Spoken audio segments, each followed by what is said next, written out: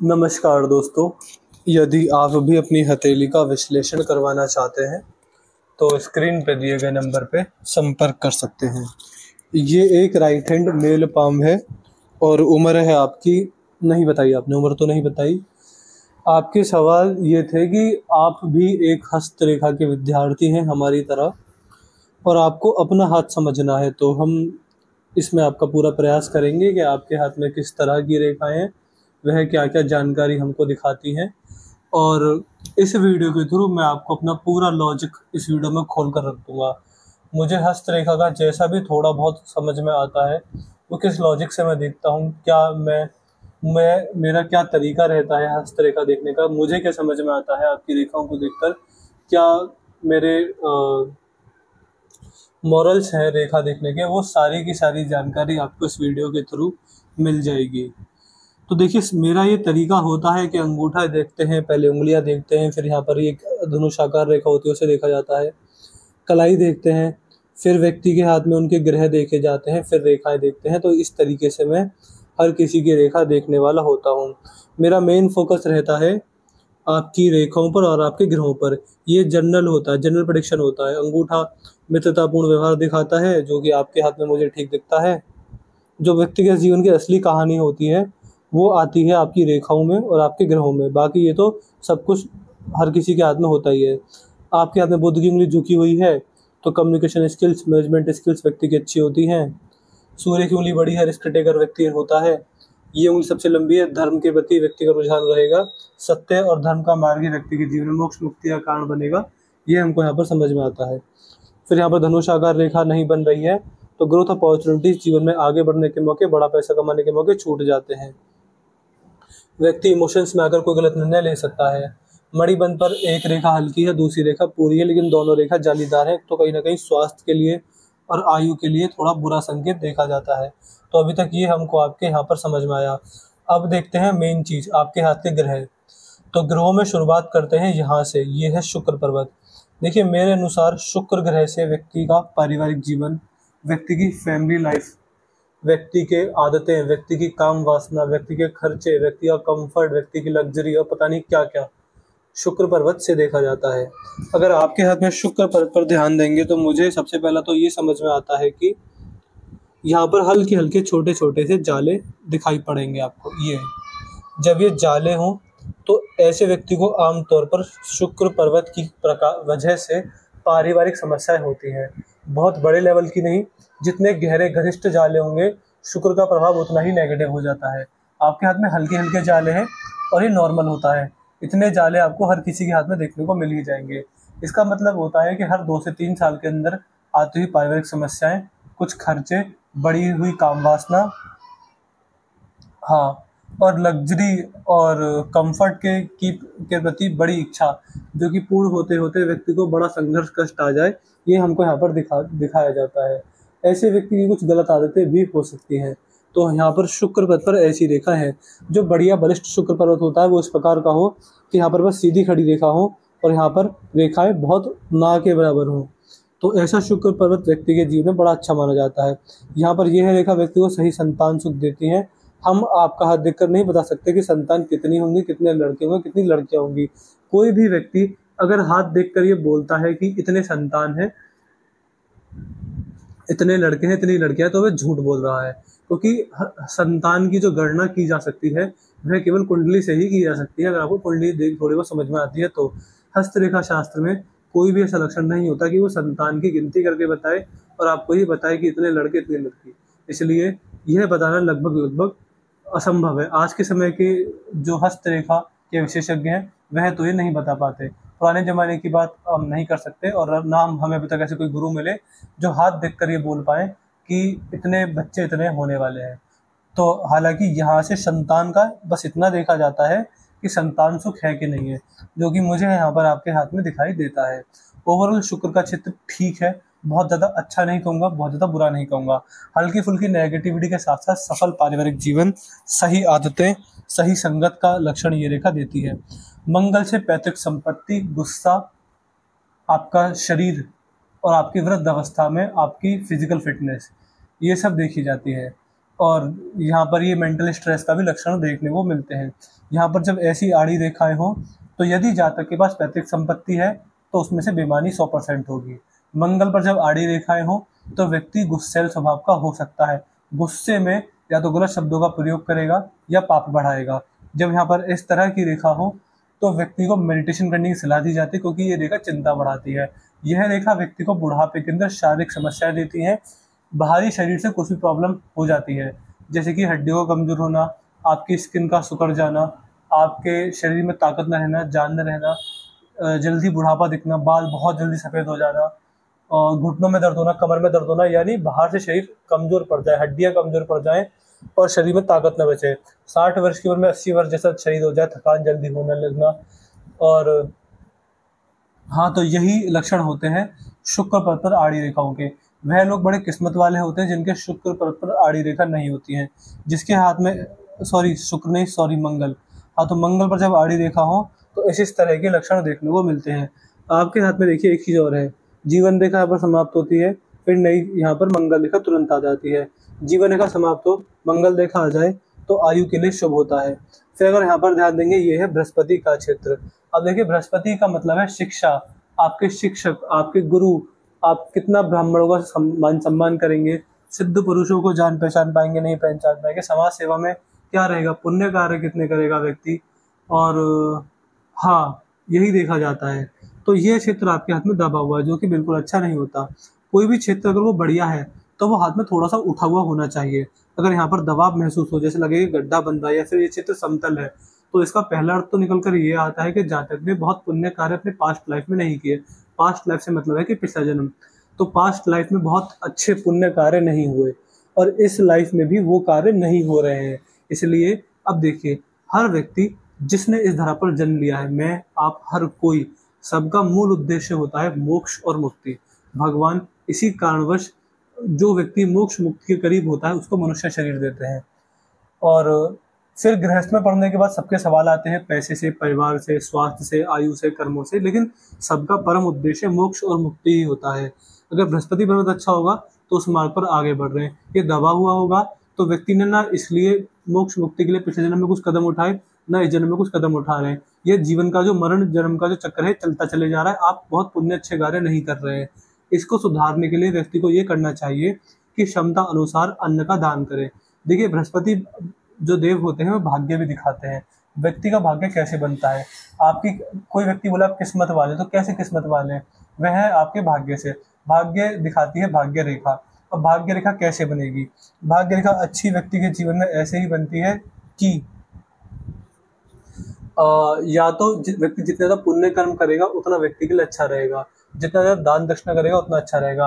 अब देखिए, दान दक्षिणा के लिए कुछ व्यक्ति बोल सकते हैं कि मैं क्या ही दान करूं, तो देखिए, जो विश्व में सबसे बड़ा दान है, जिसके लिए मैं हर व्यक्ति को सजेस्ट करता हूँ कि आपके हाथ में अगर रेखा अच्छी है या बुरी है, जैसी भी है, आप दान कीजिए अन्न का। अन्न दान से बड़ा कोई दान नहीं होता है। अन्न दान से विशेष दान कुछ नहीं होता है। यदि आप अपने कमाए गए पैसे से किसी गरीब व्यक्ति को, किसी जीव जंतु को, किसी जानवर को, किसी असहाय को खाना खिलाते हैं, उससे बड़ा दान कुछ नहीं है। सबसे तेज भाग्य बनता है अन्नदान से। व्यक्ति के न जाने कितने दिनों के पाप नष्ट हो जाते हैं जबकि अन्नदान करता है, भूखे को खाना खिलाता है, उनसे जो दुआएं मिलती हैं। तो अन्नदान करें, बड़ों का आशीर्वाद लें। कैसे कर सकते हैं अन्नदान? एक तो ऐसे व्यक्ति को मदिरा मांसाहार से कुछ तो दूर रहना चाहिए, और चींटियों को भुना हुआ आटा डाल दें, उनके खाने की चीज़ डाल दें। कुछ भी करें, जैसे कि जहाँ चींटियों का बिल है, किसी पार्क में, किसी सुनसान जगह पर, जहाँ जंगल के आसपास जहाँ चींटियों का बिल हो, जहाँ चींटी आपको चलती दिखाई दे, उसके आसपास उनके खाने की चीज़ गाड़ के रख दें जमीन के अंदर, और एक छेद बना दें जिससे चींटियाँ उसमें जाएं, चींटियाँ उसमें कर लें।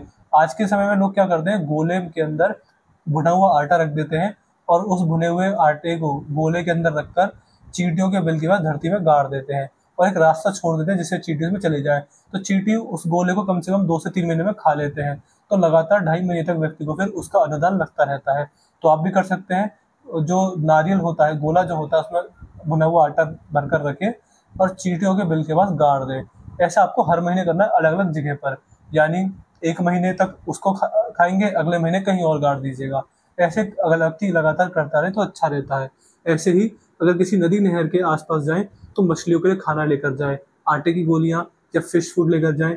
डेली जंगली कुत्तों को खाना खिलाएं, छत पर कौवों को दाना पानी डालें, तो ये आदत में बना लें। जितना ज़्यादा अन्न का दान करेंगे, जितना ज़्यादा पेट भरेंगे, आपका भाग्य उतना बढ़ चढ़कर बोलेगा और मोक्ष मुक्ति के मार्ग परमात्मा की कृपा बनी रहेगी।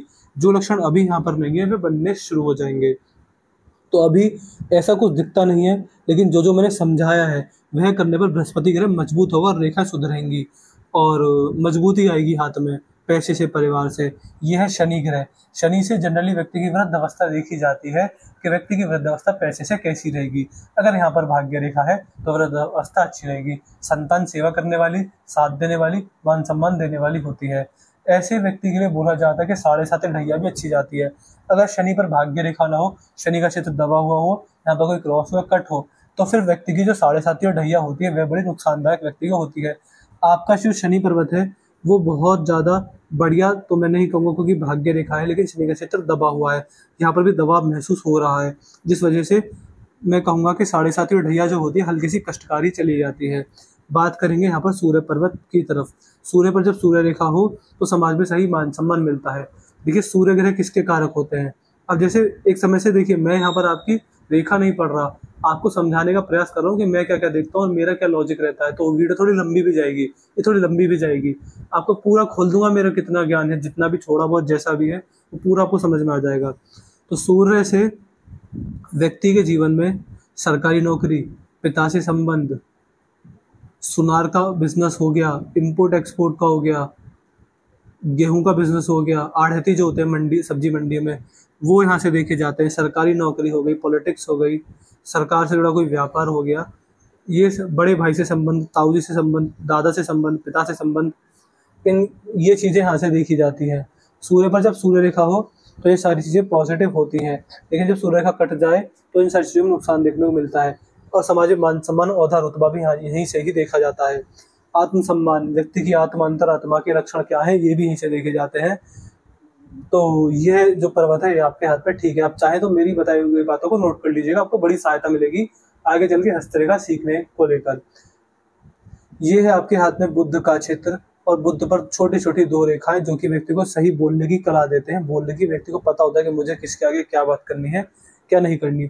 यहाँ से शत्रु, कोर्ट कचहरी, पुलिस स्टेशन के चक्कर, अपनी mental fitness, energy, first impression, बातों का प्रभाव जो होता है, ये सब यहाँ से देखा जाता है।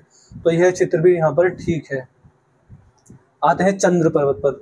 चंद्र पर्वत पर स्त्रियों से संबंध, पानी से क्या संबंध है, आपके जीवन में कंफ्यूजन कितनी है, मन मस्तिष्क में कोई कंफ्यूजन तो नहीं है, क्लैरिटी, सुसाइडल थॉट्स आते हैं कि नहीं आते, ओवर थिंकिंग कैसी है, नेगेटिव थिंकिंग कैसी है। हाँ, मेजर होता है अपनी सोच। और स्त्रियों से संबंध, जैसे कि माताजी, धर्मपत्नी, बहनें, बेटियां, इनसे क्या संबंध रहेंगे, तो यह सब भी आपके हाथ में ठीक है। केतु से केवल एक चीज देखी जाती है, मोक्ष मुक्ति का मार्ग, जो कि बृहस्पति पर देखकर समझ में आता है कि समाज सेवा, कर्म से, भक्ति भाव से, भगवान के नाम जप से आपको देखने को मिलेगा। राहु से बहुत कुछ समझ में आता है जी, तेजी से होने वाली चीजें, मतलब जहाँ तेजी से पैसा बनता है, जहाँ तेजी से पैसा चले जाता है, जो चीजें बड़ी तेजी से होती हैं, ब्रह्म, माया, छल कपट, तंत्र, साधना, आपका तेजी से होने वाली चीजें, स्टॉक मार्केट, शेयर सट्टा, जुआ, घोटाले, मतलब जो चीजें बहुत तेजी से पैसा ला कर देती है, इलीगल होती हैं, यह सब राहु से देखा जाता है। व्यक्ति की किस्मत, आपने कुछ ऐसा देखा होगा जो 1 साल में ही पता नहीं कहाँ पहुंच गए, 1 साल में बड़े गरीब हो गए, वो राहु का प्रभाव होता है। आपके हाथ में राहु का क्षेत्र ठीक है। तो ये होते हैं ग्रहों के प्रभाव। अब देखते हैं रेखा। देखिए रेखा का मतलब एक ही होता है, कोई भी रेखा जितनी पतली, नुकीली, चमकदार होगी उतना अच्छा होता है। वो उसमें रेखा नुकीली, पतली, चमकदार हो, कोई क्रॉस ना है, कोई कट ना है, भी रेखा बीच में से टूटे ना, तो वह रेखा बहुत बढ़िया होती है। तो अगर आपकी रेखाओं को ध्यान से देखेंगे तो सबसे पहला तो देखिए ये है हृदय रेखा। एक आपके हाथ में ये है कि सेमल लाइन आधी है, आधी मस्तिष्क रेखा भी है। सबको ध्यान से देखेंगे। देखिए जो जनरल हाथ होता है वो ऐसा होता है, जीवन रेखा, मस्तिष्क रेखा, हृदय रेखा। लेकिन कुछ व्यक्तियों के हाथ में सेमल लाइन होते हैं, यानी जीवन रेखा ऐसे और हृदय मस्तिष्क रेखा एक जैसी होती है। ऐसे देखिए जिसके हाथ में सेमल लाइन हो, यानी हृदय की और मस्तिष्क रेखा एक हो, ऐसे व्यक्ति को कोई भी बड़ा एस्ट्रोलॉजर, कोई बड़ा पामिस्ट ऐसे व्यक्ति का स्वभाव प्रेडिक्ट नहीं कर सकता। स्वभाव जानना नामुमकिन है। व्यक्ति को खुद को पता नहीं होता कि उसका स्वभाव कैसा होगा। आपके हाथ में ऐसे आधे लक्षण है, सेमल लाइन है। जब सेमल लाइन हो तो कभी व्यक्ति बुद्धि का उपयोग कर लेता है, कभी दिल से सोच लेता है, कभी बहुत ज़्यादा दयालु हो जाता है, कभी निस्वार्थ, कभी बहुत ज़्यादा स्वार्थी हो जाता है, कभी धर्म को ऊपर रखता है, कभी अधर्म को ऊपर रखता है, कभी कैसे करता है, कभी कैसे करता है। तो ऐसे व्यक्ति का नेचर बस भगवान को पता होता है कि क्या स्वभाव है। दूसरा, मैंने ज़्यादातर ऐसा पाया कि भावुक बड़े हो जाते हैं ऐसे व्यक्ति, भावुकता होती है, कभी कभी स्वार्थी इतने हो जाएंगे कि वो भावुकता नहीं दिखेगी। तो नेचर प्रेडिक्ट करवाना बड़ा मुश्किल होता है। आपके हाथ में जो सेमन लाइन है थोड़ी जालीदार है, पास्ट लाइफ के बुरे कर्मों का लक्षण है। देखिए, आपके साथ ना तो पैसा रहेगा, ना आपके परिवारजन रहेंगे।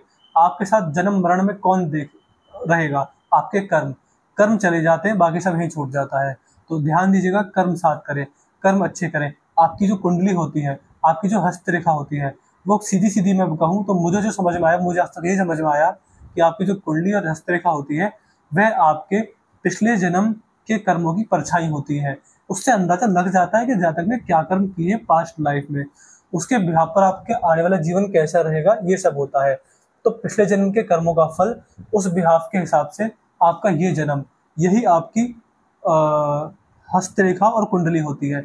रेखा जो होती है वो कभी भी एक जैसी नहीं रहती।